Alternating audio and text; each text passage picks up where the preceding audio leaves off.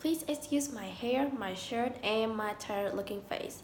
Also my tired voice. I went through so much during this week and I have just recovered from a hardcore cough section, so let's just get to the video. And a small note. After go after trying to sleep in the past 2 days because of the sudden flu that I had, I kind of like forget the second theme that I was supposed to do. Like, don't get me wrong, I did take note, but the notes that I wrote was like they weren't informative enough. Like, you might be thinking, the theme is just one line. What's informative about? Why couldn't you get like informative? Because smart Linh Đan decided to choose only two keywords about the theme, and I can't link them together, so I forgot the second theme. But the first and the third one, I finally got them finished. So let's just get into it. So you requested me to do a video about important papers and organizations prior to Canada, and although I am not I'm not directly involved in organizing the papers, I did get myself some information observing my mother and internet, lots of internet information. So let's get to paper now. The first paper that I want to talk about are mental notes. I know, stupid. But before officially going to a country, many people never take mental notes. So you might be thinking what mental notes are. They're basically note to self things. Like moments you say, note to self, never forget to bring water. Never bring water to airport because you eventually have to throw them away. Yeah, kind of like that. You need mental note, guys, not only when it comes to studying abroad, also in real life. Mental notes, remember them. The second one is airplane tickets. Of course, I'm just kidding. Of course you need airplane tickets. How the hell are you going to get to Canada? Transport portal? Well, if they actually exist, that would be cool. And the second one is passport. Passport are one of those things or duties that you have to do or take care of. You hate it so much, but you just have to love it because you will take care of it for the rest of your life. And believe me, it's like one of the key elements of keeping you alive, like taxes or love. But different from love, passport will not kill you. Even though literally if you lost your passport in Canada, you're doomed. You're completely doomed. The passport is like your life. Well, it is not as important as your life, but the moment you lost your passport, you're basically dead inside. And now for the next one, it is the permission paper to study and research in Canada. To my best knowledge, you actually receive this when you land in Canada. And if you lost this, you would not be able to study in Canada. And high chance you will become an illegal immigrant. High chance. Just high chance. Just high chance, what am I saying? Not just ignore me. And there are also just sometimes it is the letter of acceptance from the Canadian government. Just sometimes, they are actually for people over 18 years old. But I am not 18 yet. I haven't even went through my birthday yet. And high chance when I went through my birthday, I'll be sick and laying on this bed dying. Well, not dying, but suffocating. So the next one are actually prescription for medication and vaccination. So you might be thinking, well, that's not like a huge problem for you, right? You look quite healthy. No, I don't. I have high pain tolerance, like I really do. Like I could keep up with basic education for a pretty long time, and I don't easily cry when I got hit. Like I barely cry. When my mother hit me, I'm like, okay, so are you done? But I have really weak immune system. I know that's just weird, right? But Well, children usually have really good immune system, and when you grow up, it will start to weaken. That's the stupid thing about immune system. And the high time of and the high time of this process was actually this month, where I suffer from a flu, a cold, a bunch of headaches, a bunch of cough sections, and extra crampings. I don't know why, but I just mother effing hate it. Like my mom trying to get me to drink those probiotic thing that will actually improve your immune system, but will that actually work? I don't know. If you guys have children that have drink probiotic, please call my mom to advise if she should actually let me drink those because they taste weird. Or is it just me? I don't know. Probably just me. And next are, of course, books.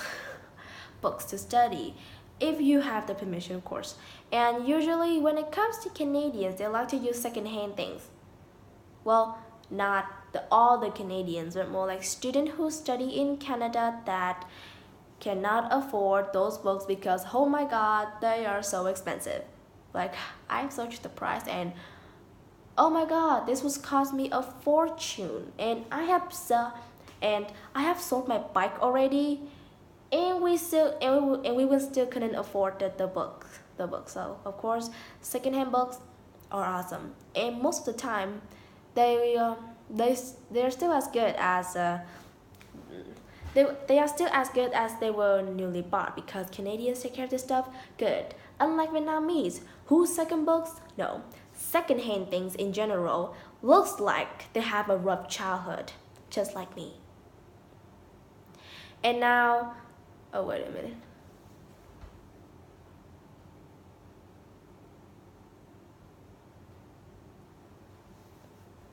Of course, they are the telephone, and they're the I'm sorry.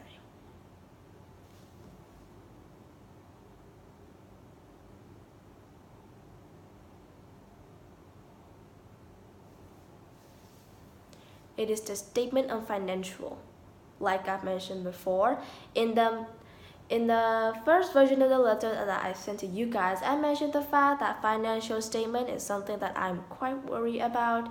But of course, the problem is solved. I'm completely fine. And even if if it is solved, you still need a financial statement when you come to Canada because, well, it wouldn't raise a lot of confusion, suspicion from people, and you wouldn't have to listen to rumors or whispering around you every single day or gossiping.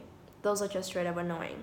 And now to organizations. So first, to a specific individual. It is the Vietnamese embassy. I don't know, in Canada.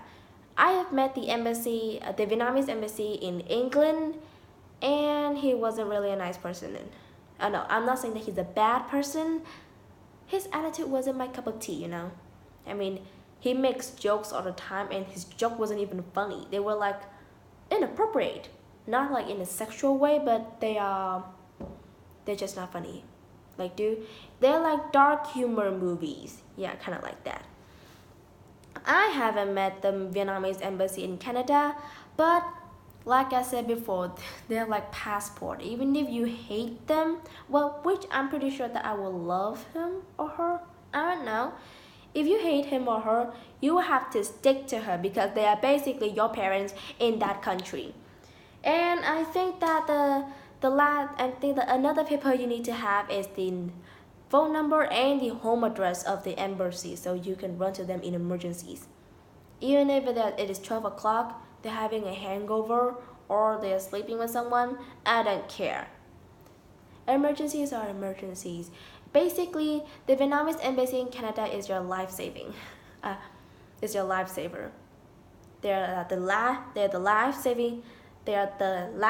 life-saving jacket on a sinking boat, and you need to grab it. And surprisingly, a lot of other people actually share the same. No, not life-saving shirt, a jacket, life-saving boat. Yeah, like that. And now for the organization. The first one, which is pretty obvious, is UNESCO. I know, that's so stupid. But UNESCO will actually help you indirectly with its laws and its activity. Pretty simple. And now to the organizations I've actually found on the internet.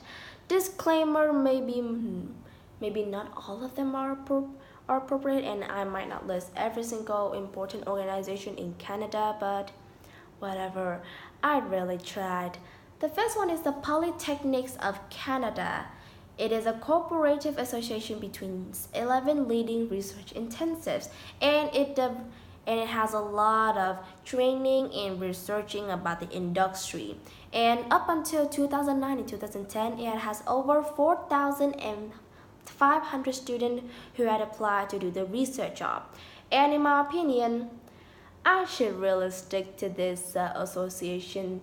They also have unlocked over 350 research projects and 125 prototypes for various clients. The next one is the CASAS. It is short for Canadian Alliance of Student Association. It was formed in 1995 and composed of student union comes from 5 founding institutions, but now the number has become 23.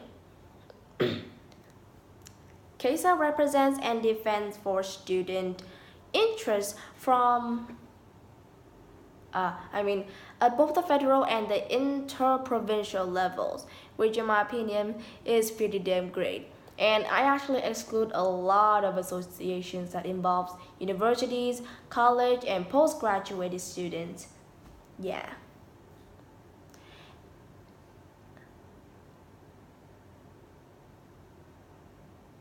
And next, and also the last, is the Canadian Council of Learning, short is CCL.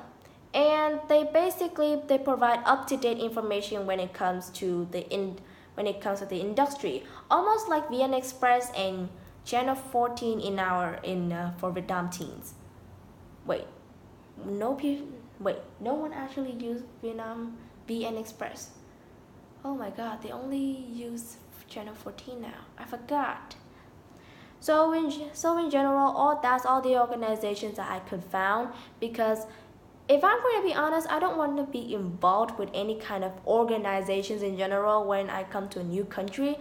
I just want to stick to the embassy. It is best to trust an individual. I'm not saying that all the organizations I just mentioned are not trustworthy. I just have trust issues, okay? Okay, and plus the government could be beachy sometimes. Yes, that is true. Even in really developed countries, you never know when some greedy ass politician could stuff money up to the people's ass, and they would agree to destroy us. Yeah, oh my God, I overlooked everything. That's not good. But in general, I think that Canada education wouldn't treat me like trash, and they would give me what I really need, and I wouldn't really have to search the help of all of these organizations. So guys, thank you for listening, watching, whatever you're doing. Just stay tuned to the next video. PS, I almost coughed.